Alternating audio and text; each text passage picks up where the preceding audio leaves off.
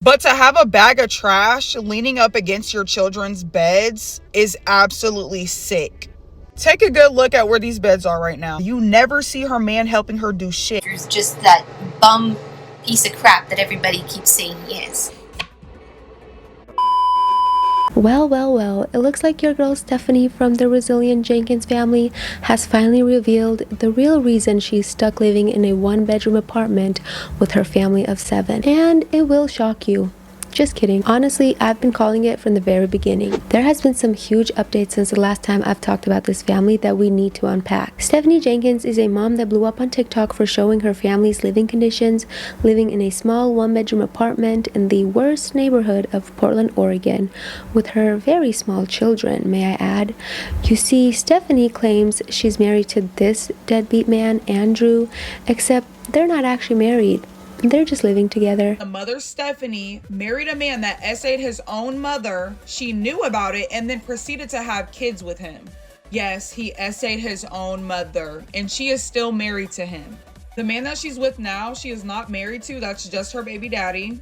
She has said on many occasions that the only reason that she keeps on having kids while they're living in a one-bedroom apartment is so that they can get TikTok famous. He refuses to get a real job, so she has to panhandle on TikTok to provide for those children. Stephanie has 2 young daughters with a previous baby daddy. She's also raising Andrew's son and also had 2 other babies with Andrew and plans on having more. So altogether, she's raising 5 children in that trashy apartment all by herself. Because although she tries to pretend that Andrew is a good partner, we can see in many of her videos he is in the background just playing video games all day, every day, while she is seen cleaning, cooking, shape-shifting their home to make it comfortable for those children. I think what really broke the camel's back is recently when Stephanie gave birth to her baby. Our beautiful baby girl is here, and she made her memorable entrance in the car, just minutes away from the hospital. If you remember, she was pregnant for a while. We talked about how she was smoking the greens during pregnancy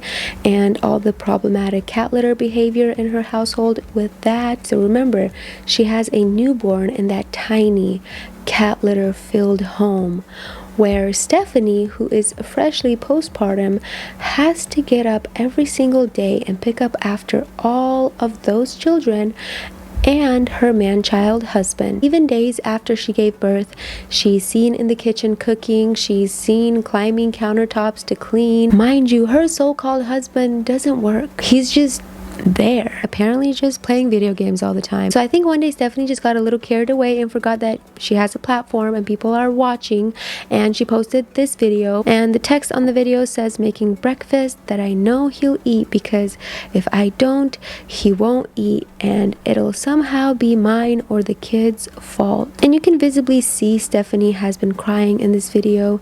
She has puffy eyes and redness all over her face, even sniffing. Then she says F postpartum hormones, almost as if she's blaming that for her feeling this way, when yes, postpartum is really hard, which is why your partner should be helping you the most at this time, not demanding to cook for him. So of course that video confirmed with her audience what we all expected all along. Her man is the real reason they're stuck in that tiny apartment and just can't move up in life, because he is a lazy bum. There's just that bum piece of crap that everybody keeps saying he is. Yep, you said it, not me. As you can imagine, everyone in the comment section was telling her she needs to get out of that situation, and that's when things take a turn, because you will not believe the way Stephanie decides to respond. This lady proceeds to gaslight everyone and says, "So bear with my awkward self, because these talking videos I'm just not quite comfortable with quite yet.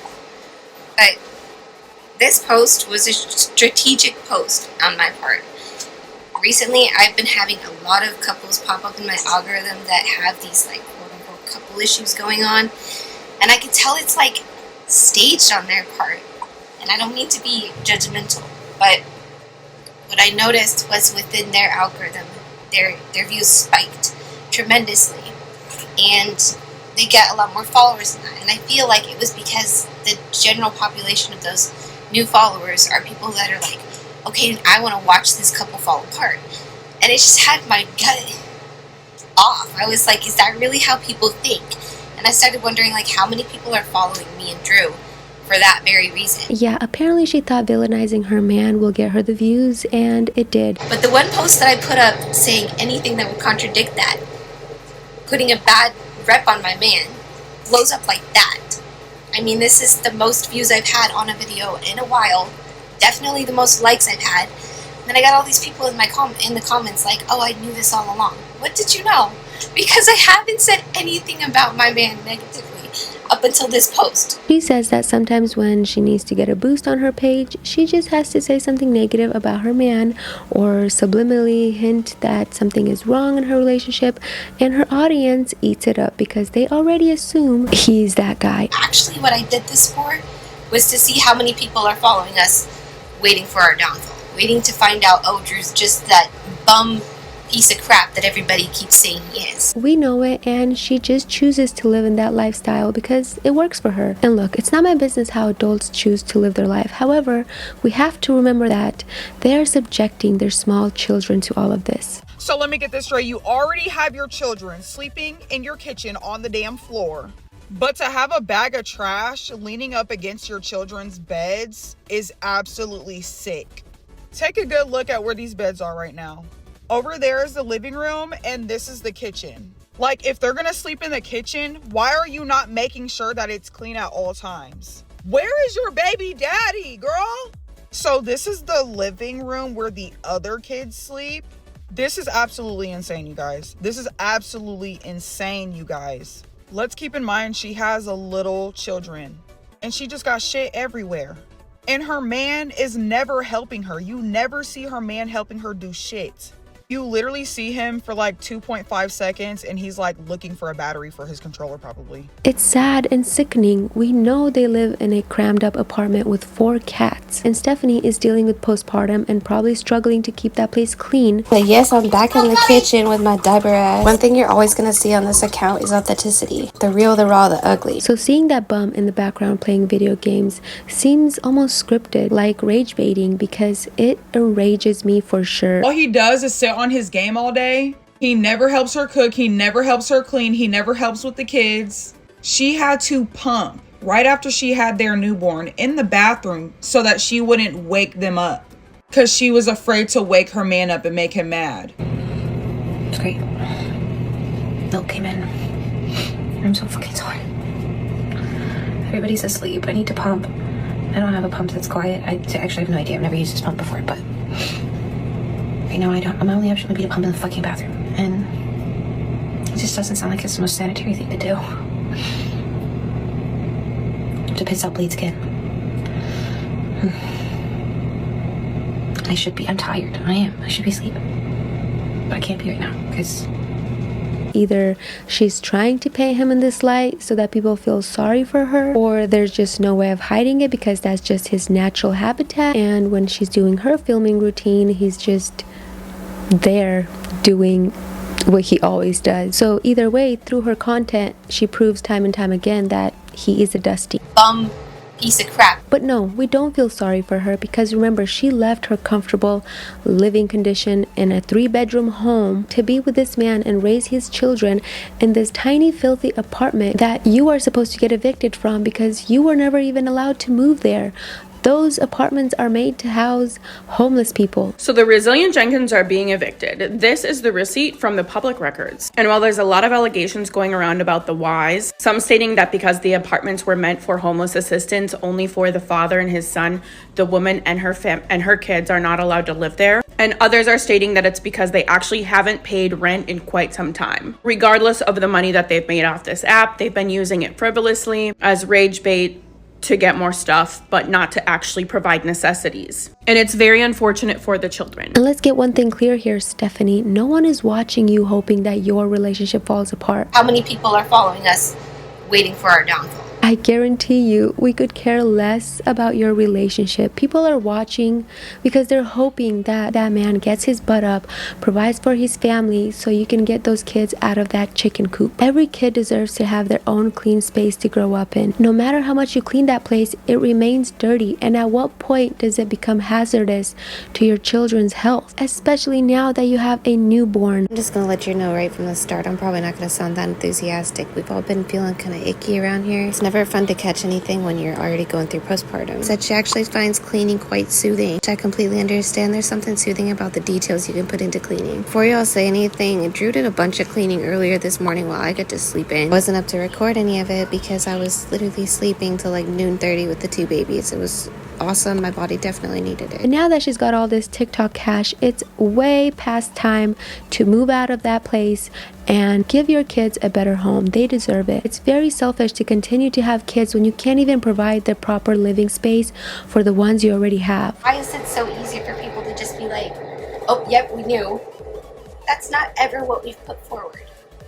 You know, she's got the hiccups, and she insists on trying to hold her head up. So if you're like, oh, support the neck. The way she's holding that baby kind of worries me. Get some help. Let me tell y'all something. My last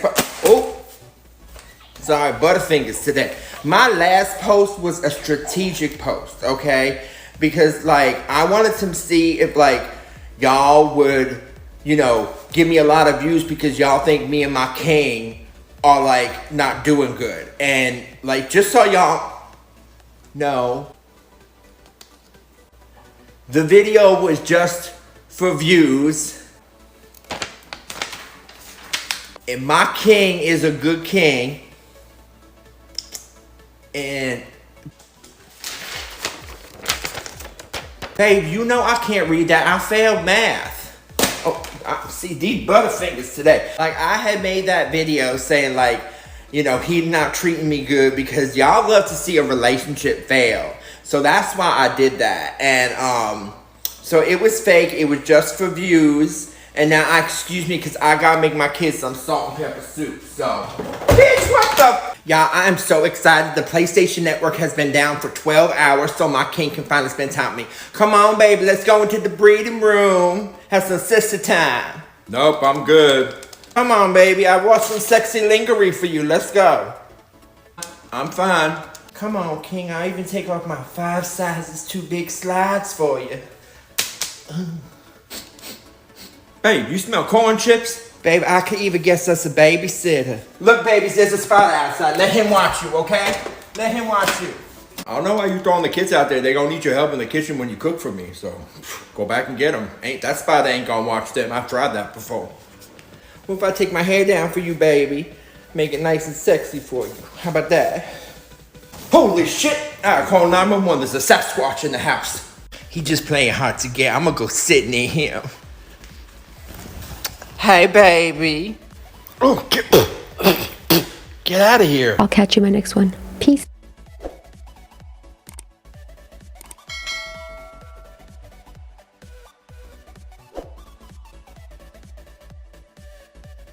So I don't know where I got this bright illusion, but I had this idea that this postpartum period, no matter what the hormones tried to bring at me, I was going to have mental control over it. Yeah, I'm going to have to laugh at myself for that one. Definitely have a lot of mental growth over the last couple years, but postpartum is always going to bring some kind of whack-ass full of emotions that you're just not ready for. At this point in my life, I truly believe I've cried enough tears, so I feel like why waste it? It's like a waste of time to sit there and cry, but these hormones have control over that completely. I'll be sitting there crying about the dumbest crap right now. Keep going though, especially because keeping up with my routine actually helps my mental a lot. And I swear I've mentioned this before, but I'll say it again. My kids are never the cause of my overstimulation, my emotions, none of that.